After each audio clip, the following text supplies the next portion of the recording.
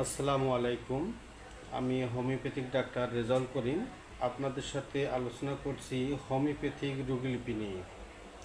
Homeopathic রোগীলিপি হচ্ছে একটি কৌশল, যে কৌশলের মাধ্যমে আমরা রোগীর কষ্টকর লক্ষণের উপর ভিত্তি করে হোমিওপ্যাথিক ওষুধ নির্বাচন করি। এই হোমিওপ্যাথিক রোগীলিপিতে আমরা যেসব বিষয় জানব তা নিয়ে একটু আলোচনা করব। আপনারা পুরো ভিডিওটা দেখবেন ধৈর্য সহকারে। রোগীলিপিতে আমরা প্রথমত যে বিষয়গুলো জানব আমি বোর্ডে লেখার চেষ্টা করতেছি, আপনারা তো দেখবেন।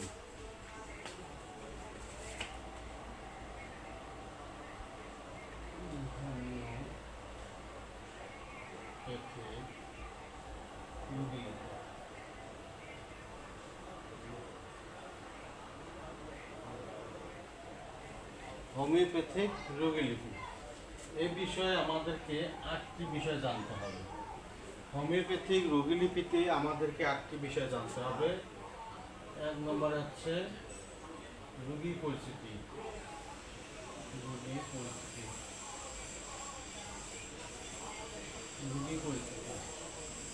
2 নম্বরে বর্তমান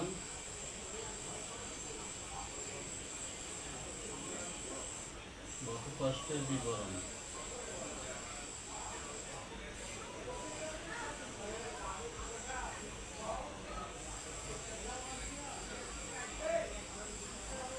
4 নম্বরে লক্ষণ।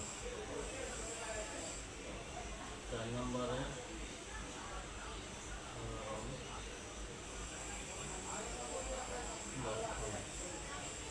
নম্বরে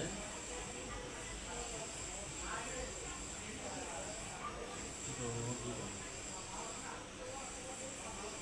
6 নম্বরে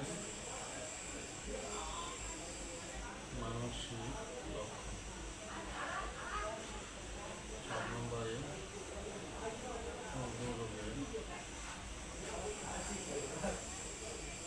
ইতিহাস।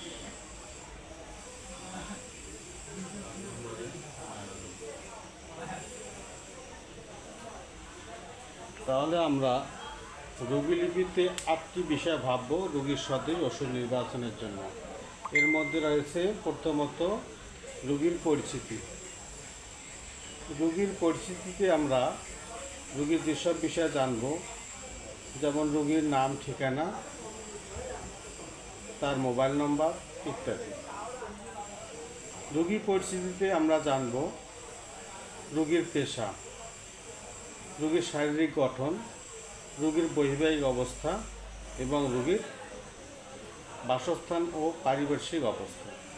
এই 5টি বিষয় আমরা জানব রোগীলিপিতে রোগীর পরিচিতির ক্ষেত্রে।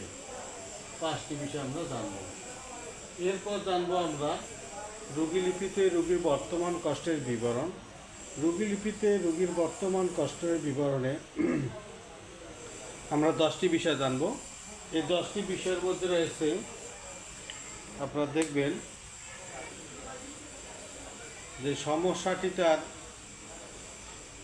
যেটি প্রধান কষ্ট, যেটি হচ্ছে রোগীর বর্তমান কষ্ট, সেই কষ্টের উপরে আমাদেরকে 10টি বিষয় জানতে হবে।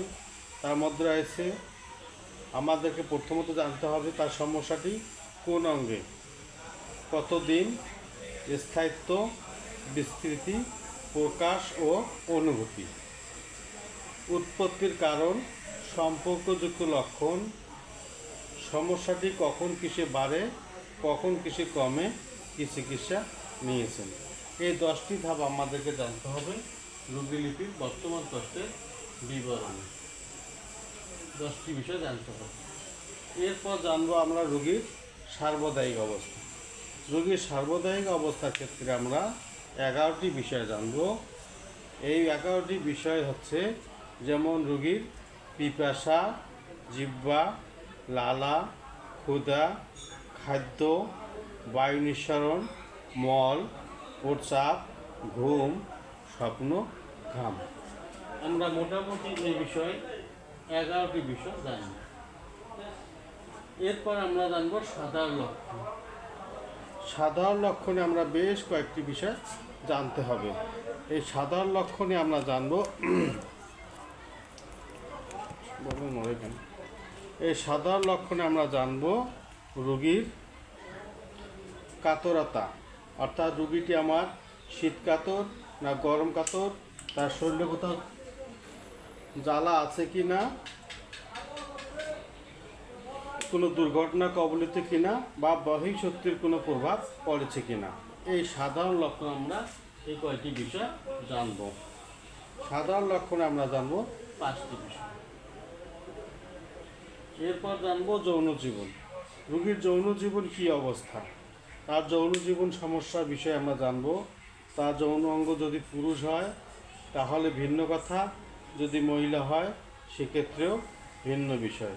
পুরুষ যৌন রোগীর ক্ষেত্রে আমরা জানব তার লিঙ্গ উচ্ছ্বাসে অপূর্ণতা, সম্পূর্ণতা, অন্ডকোষ, কাম প্রবৃত্তি এবং লিঙ্গ সম্পর্কে। এছাড়াও আমরা জানব প্রোস্টেটিক কিছু রসক্ষরণের বিষয়, হস্তমৈথুনের প্রবৃত্তি, সঙ্গমের ইচ্ছা অনিচ্ছা ইত্যাদি। যদি রোগী মহিলা হয় সেক্ষেত্রে আমাদেরকে একটু বিষয় জানতে হবে, এটা পুরুষ মহিলা। পুরুষ এবং মহিলাদের ক্ষেত্রে ভিন্ন ভিন্ন প্রশ্ন আসবে। পুরুষের ক্ষেত্রে আমরা যা জেনেছি, মহিলার ক্ষেত্রে একটু ভিন্ন। মহিলার ক্ষেত্রে আমরা জানব সঙ্গম, কামিচ্ছা, কামভাব এবং যোনিপথ। মহিলাদের ক্ষেত্রে আমরা তার ঋতুস্রাব সম্পর্কে জানব, ঋতুস্রাবের প্রকৃতি, ঋতুস্রাবের অবরুদ্ধতা, ঋতুস্রাবের ঘনত্ব, ঋতুস্রাবের স্থায়িত্ব, মনোপোজ, ক্ষয়, গতি ইত্যাদি। রোগী যদি মহিলা হয় কিংবা অবিবাহিত হয় সেক্ষেত্রে আমরা তার কাছে তার লিকুরিয়া সম্পর্কে জানব।